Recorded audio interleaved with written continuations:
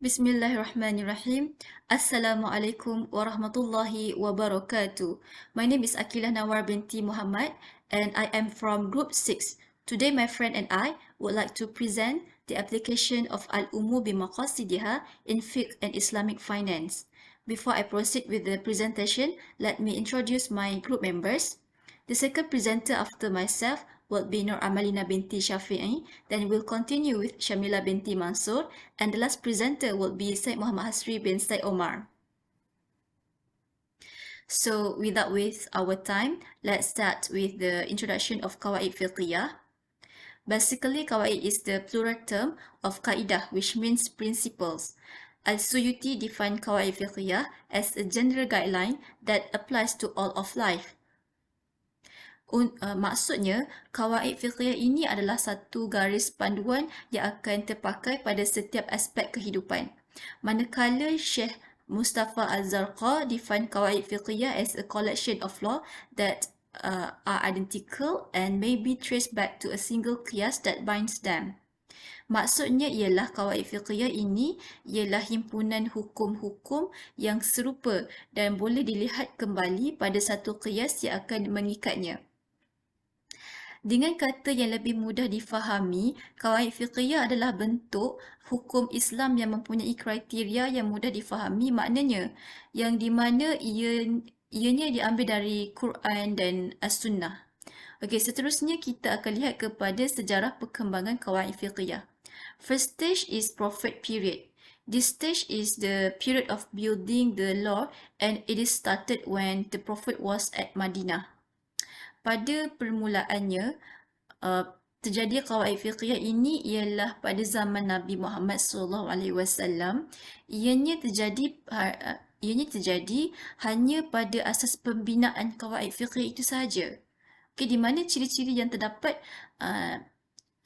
pada masa itu ialah terbentuknya hadis dari para sahabat, para tabi'in dan tabi'in yang berbentuk kaedah.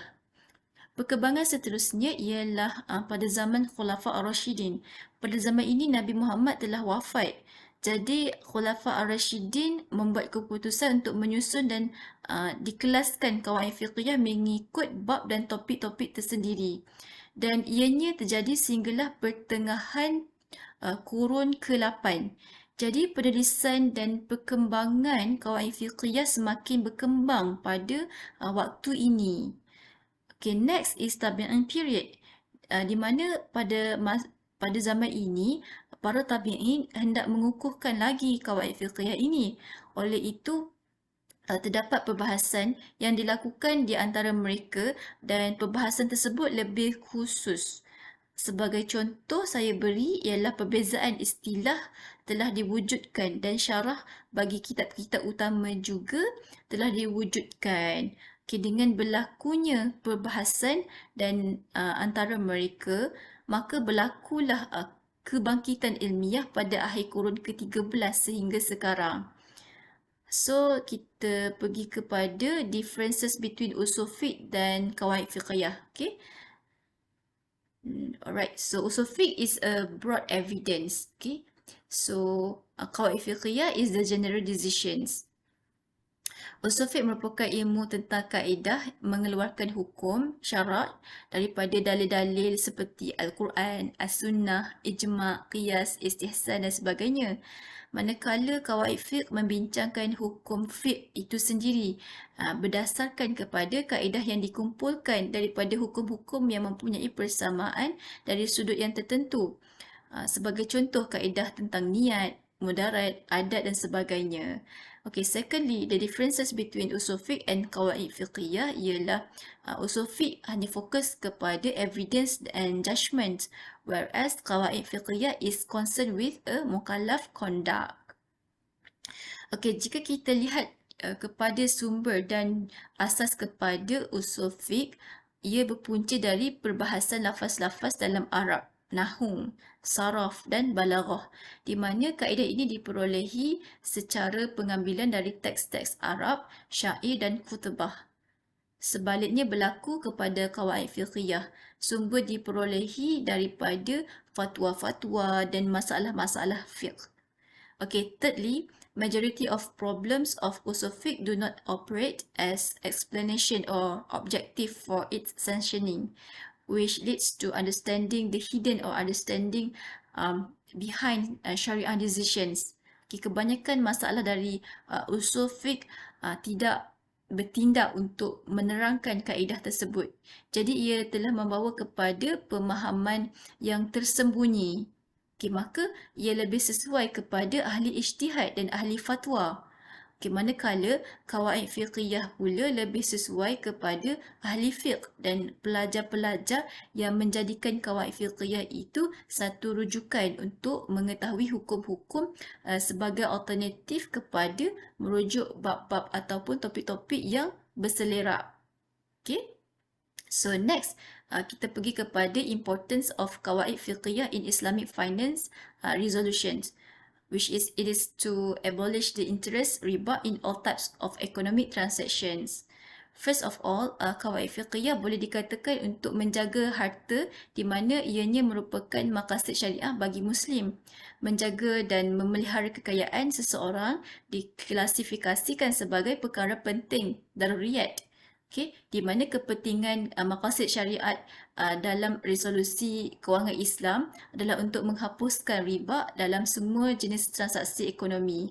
Menurut syariah dan seperti mana yang kita juga ketahui, penyebab ketidakadilan dalam transaksi ekonomi adalah riba, kan? Seperti kita tahu, riba adalah salah satu penyebab kewangan kita tidak stabil. Alright, so next kita akan fokus kepada salah satu kawaid fiqhiyah yang paling asas, iaitu Al-Umur Bimaqasidiha, di mana Maxim ini merupakan tajuk utama bagi pembentangan kumpulan kami. Okay, maksud Al-Umur Bimaqasidiha in simple words means that the matters are determined by intentions. Sesuatu perkara itu akan ditentukan oleh niat. Jadi kita akan lihat satu persatu maksud perkataan Al-Umur Bimaqasidiha. Apakah itu maksud umur? Amar means events, situation and matters, and umur is the compound words of amar. So the plural of maqsad is maqsid, which means intentions, goals, objective, resolutions and ends. Hence, in evaluating any activity, the intentions plays a crucial part. Dengan lebih mudah, Al-Umur Bimaqasidiha ialah lafaz umum yang merangkumi semua tindakan yang keluar dari seorang manusia, sama ada beliau melakukan perkara tersebut ataupun tidak melakukannya. Okey, ianya juga boleh meliputi perbuatan, kata-kata ataupun niat seseorang itu. Okay, next is the importance of Al-Umur Bimaqasidiha. First is to distinguish among acts of worship and customary acts. Dari perspektif syariah, salah satu kepentingan utama niat adalah untuk membezakan antara ibadah dan juga amalan adat.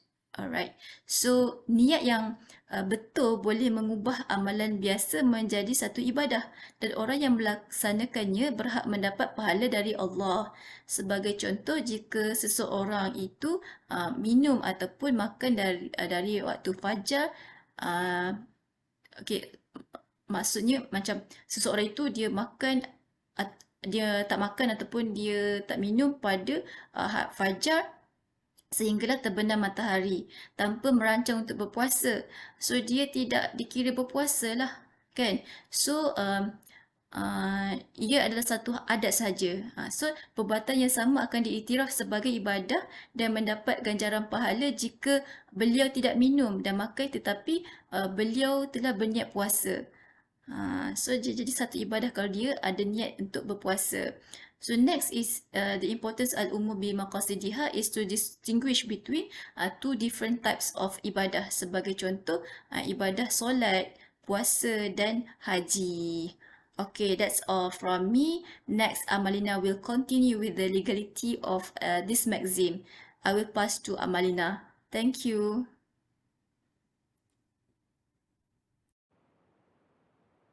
Assalamualaikum warahmatullahi wabarakatuh.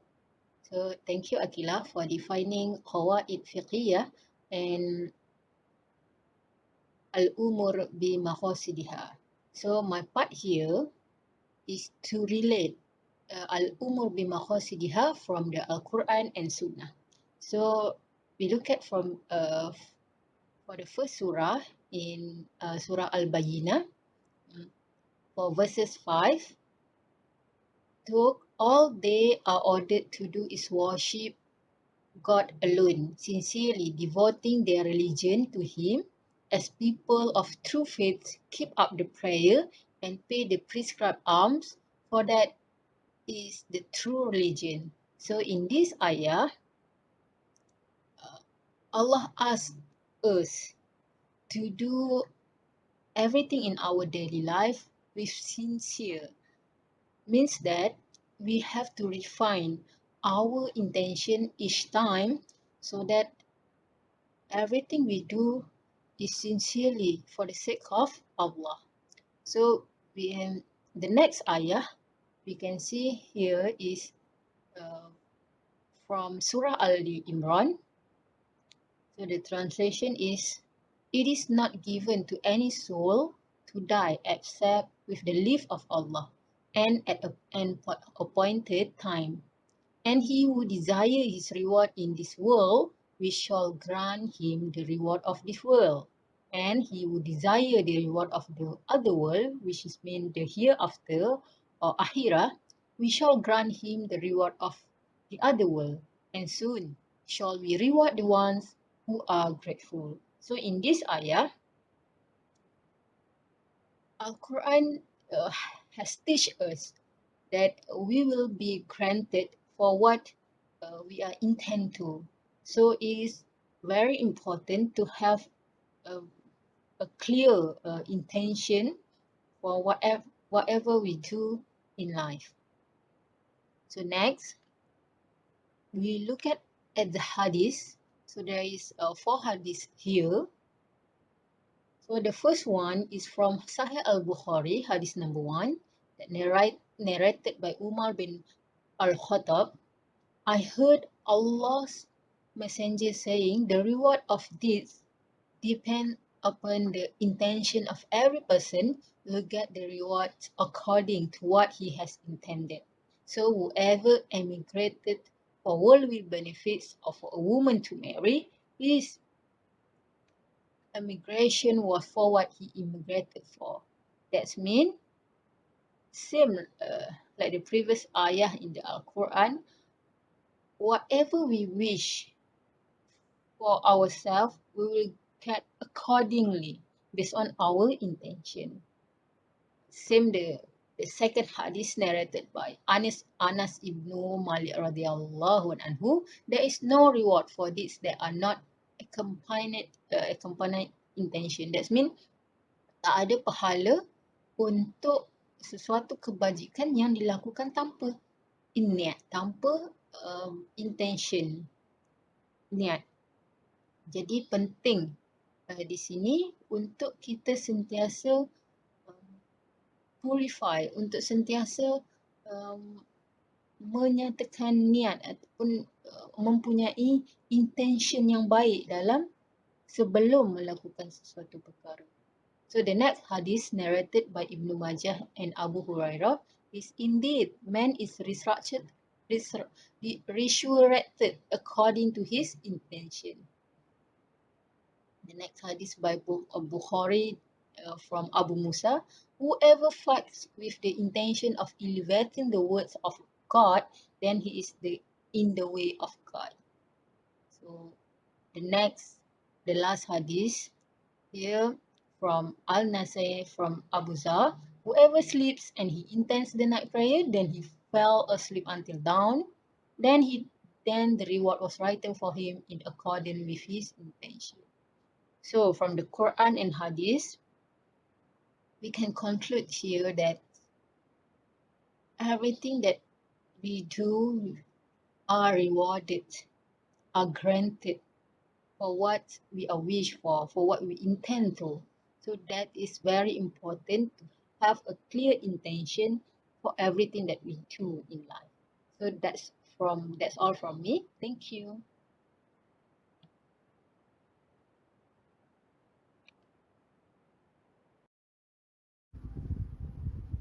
Bismillahirrahmanirrahim. Assalamualaikum warahmatullahi wabarakatuh.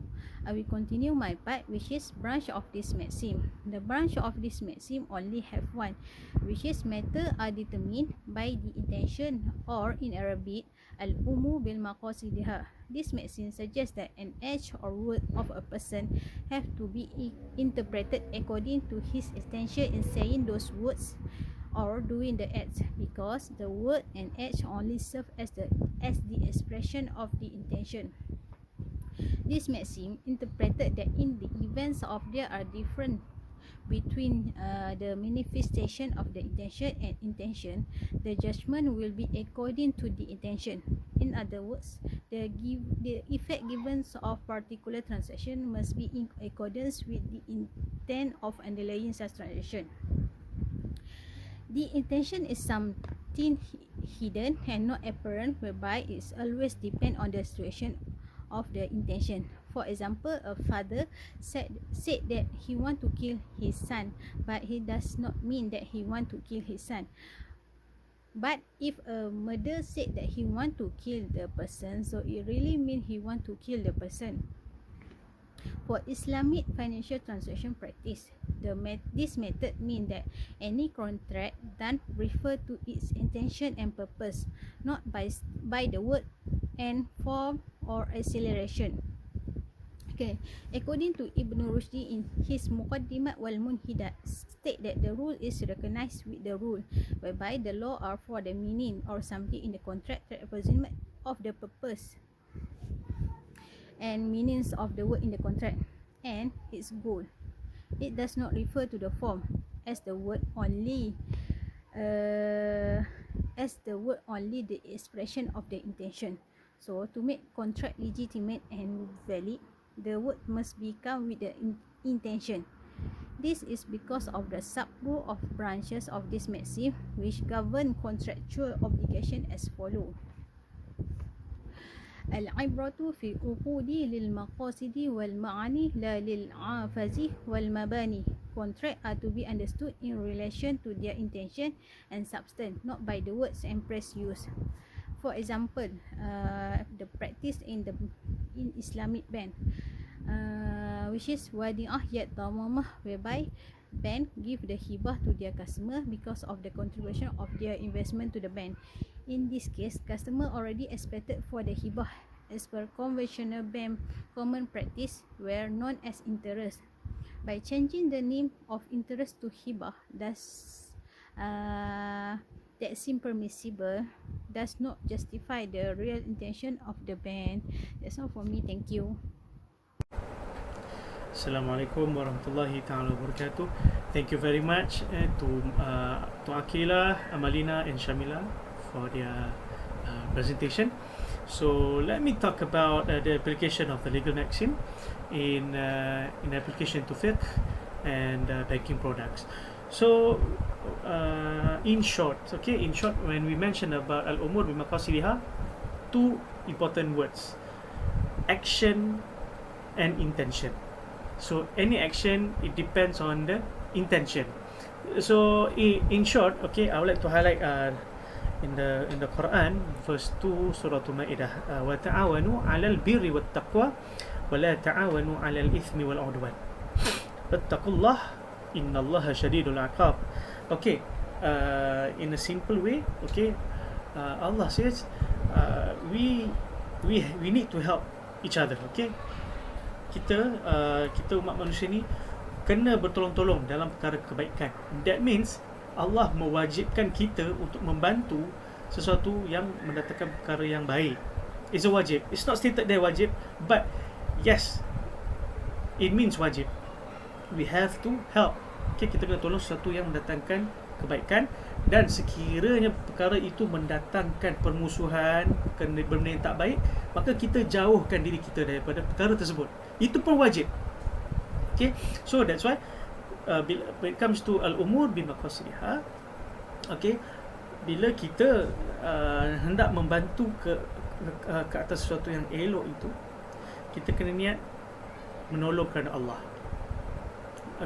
Dan kita bila nak menjauhkan diri kita daripada sesuatu perkara itu yang tidak elok, juga kerana Allah Subhanahu Wa Taala juga.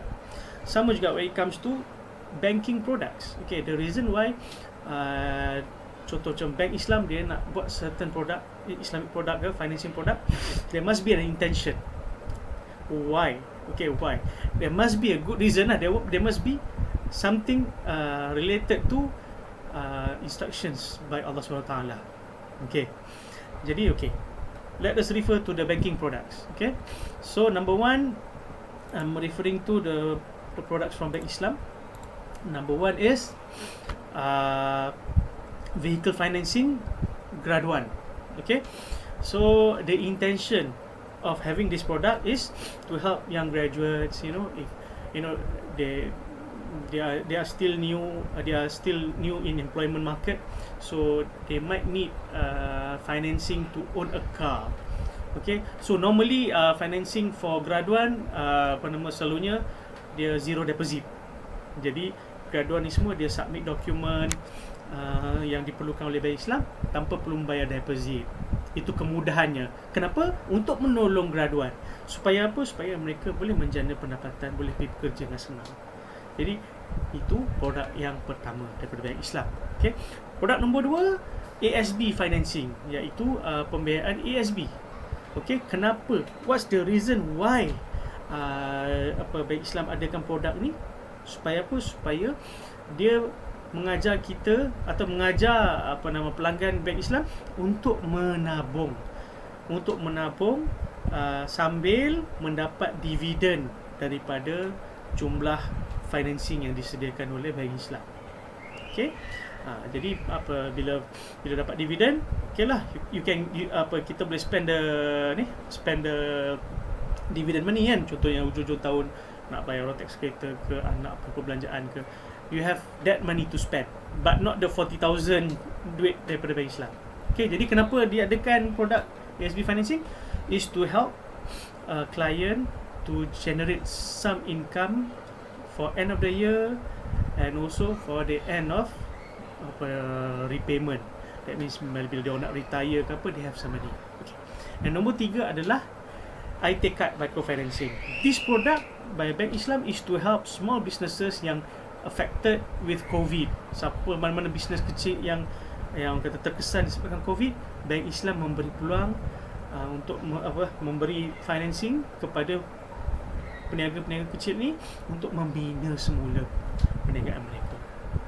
Okay, so saya percaya produk-produk Bank Islam ini memang relevan dan berlandaskan kepada Al-Umur Bimaqasidiha.